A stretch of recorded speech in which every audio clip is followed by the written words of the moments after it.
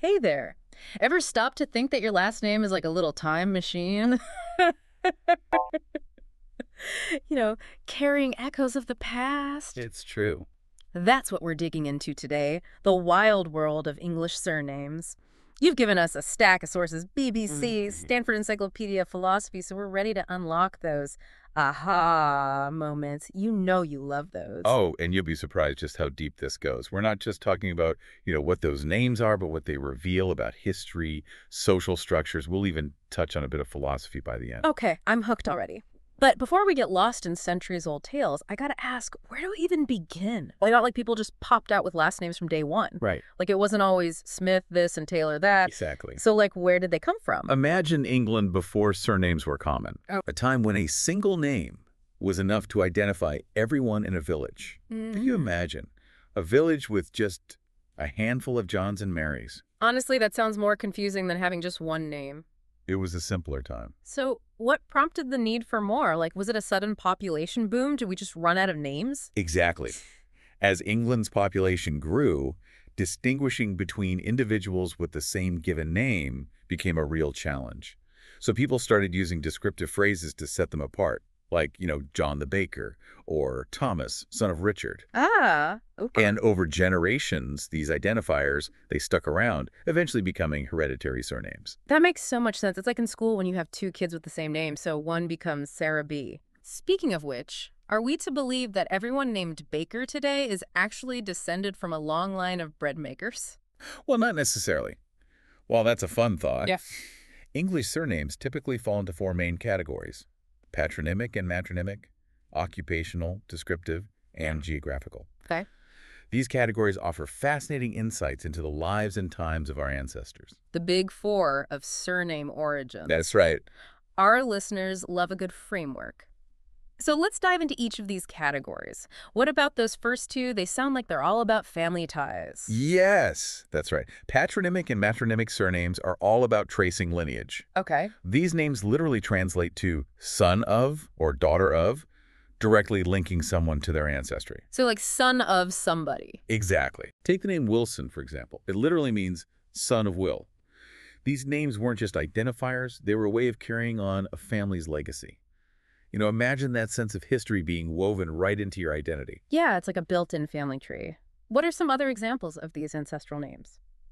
Rogers, meaning son of Roger, is another classic example. And we see it with female ancestors as well. Madison, for instance, means son or daughter of Maud. Interesting. Others would be like Marriott, signifying a child of Mary. And then you have Hilliard, indicating a descendant of Hildegard. These names offer a glimpse into a time when family connections were paramount. Yeah. It's fascinating to think about those connections echoing through generations. Now let's move on to those occupational surnames. I have a feeling this is where we'll uncover some colorful glimpses into the past. I mean, was every village back then, did it have a resident smith hard at work? You bet. Surely. Occupational surnames are like snapshots of the jobs and crafts that were vital in medieval England. They tell us not just what people did, but also about the social structure of the time.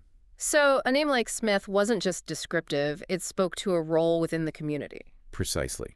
The local blacksmith, often a smith, played an essential role, crafting everything from tools to horseshoes.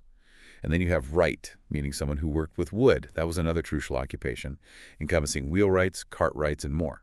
And of course, we have the tailor, the go-to for clothing. Yeah. Reflecting the importance of skilled craftspeople in a time before mass production. Yeah, it's like each surname held a certain weight, like hinting at a family's trade and place and, the social fabric. What other occupational surnames give us a feel for that, like medieval life? Okay, so picture bustling medieval markets filled with people like Chapman, the shopkeepers, Yeah. Barker, the tanners working with leather. Yeah. And who could forget the lively tunes of the fiddler, bringing music and entertainment to the village square. These names paint a vibrant picture of everyday life centuries ago. I'm already imagining the sights and sounds.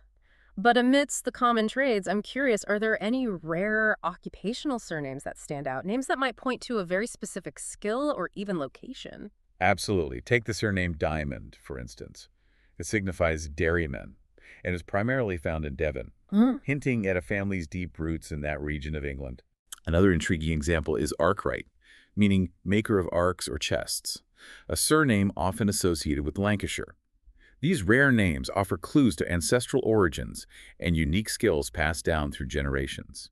It's amazing how a single name can unlock such specific details about the past. Speaking of unique, let's talk about those descriptive surnames, names that sound more like ancient nicknames. I bet there are some real gems in this category. You're in for a treat. Okay. Descriptive surnames develop from physical attributes, personality traits, or even quirky habits. These names provide a glimpse into how people perceived each other centuries ago. Imagine being known as Little or White, based solely on your appearance. It's like wearing your most defining characteristic on your sleeve. What other descriptive surnames offer a window into those ancient personalities? We encounter names like Armstrong, highlighting physical strength, and then there's Good Child, perhaps suggesting a well-behaved demeanor or at least a hopeful parent. Right. And then there are the more, shall we say, blunt descriptions, like Puttock, which meant greedy. Imagine introducing yourself with that name today. I can't help but chuckle imagining someone saying, "Hello, I'm Mr. Puttock. Nice to meet you." It certainly adds a new dimension to first impressions. All right, let's move on to our final category, those geographical or local surnames. I have a feeling this is our most common origin story, right? Yeah. After all, everyone had to come from somewhere. You're spot on. Geographical surnames are incredibly common. It's a testament to the deep ties between people and place. These names often originated from a family's homestead, Okay. reflecting, where they lived, worked, or even the land they owned. So some people are essentially walking around with towns as their last names. That's incredible. It is. Think about names like Hertford, Carlisle, or Oxford. Those aren't just places on a map, they're surnames passed down through generations. Right. Even county names like Cheshire, Kent, Devon became intertwined with family identities. Wow. It really shifts your perspective on those names, doesn't it? Yeah, it makes you look at a map and just see like family trees branching out across the country. But it wasn't just towns and counties, right? Some surnames offer even more specific glimpses into the landscape. Exactly. Think about names like Hill, Bush, Ford, Right. each one conjuring up a vivid image of the physical world. Hmm. Sykes, meaning marshy stream, transports us to a waterside setting, while Atwood places us right at the edge of a forest. These names weren't just labels.